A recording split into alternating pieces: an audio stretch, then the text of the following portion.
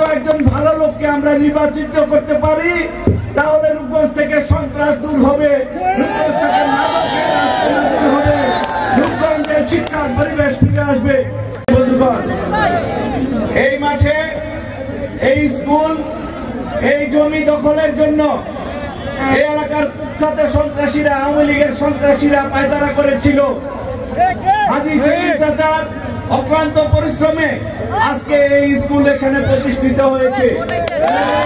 হাজী সেলিম চাচাকে আমি ধন্যবাদ দিয়ে ছোট করতে চাই না।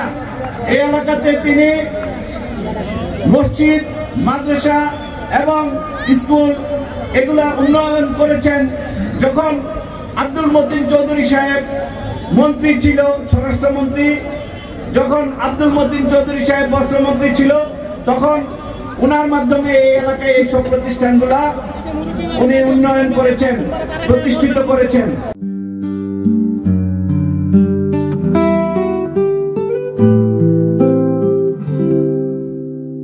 আমি শুধু একটি কথাই বলতে চাই যে রূপগঞ্জে যারা বিগত দিনে নেতৃত্ব দিয়ে গেছেন, এই ফ্যাসিস্ট সরকারের যে সব দখলদাররা, তারা শুধু নাওরাতে গ্রামের পর গ্রাম দখল করেছে। বন্ধুগণ, তারা নাওরাকে সন্ত্রাসের স্বর্গরাজ্যে পরিণত করেছিল।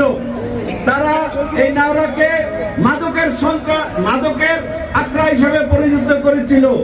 যদি এলাকাতে ভালো নেতৃত্ব থাকে, ভালো জনপ্রতিনিধি থাকে, তাহলে এলাকা শান্ত থাকবে, সন্ত্রাস মুক্ত থাকবে।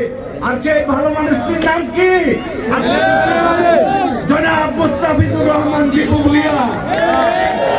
যদি দীপু ভূঁইয়ার মতো একজন ভালো লোককে আমরা নির্বাচিত করতে পারি, তাহলে রূপগঞ্জ থেকে সন্ত্রাস দূর হবে, রূপগঞ্জ থেকে মাদকের রাজনীতি দূর হবে, রূপগঞ্জের শিক্ষার পরিবেশ ফিরে আসবে।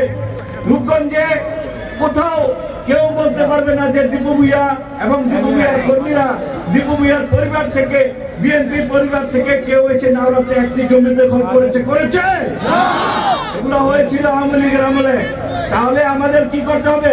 মুস্তাফিজুর রহমান দীপু ভূঁইয়ার মতো একজন ভালো লোককে সংসদ সদস্য হিসাবে নির্বাচিত করলে উন্নয়ন হবে।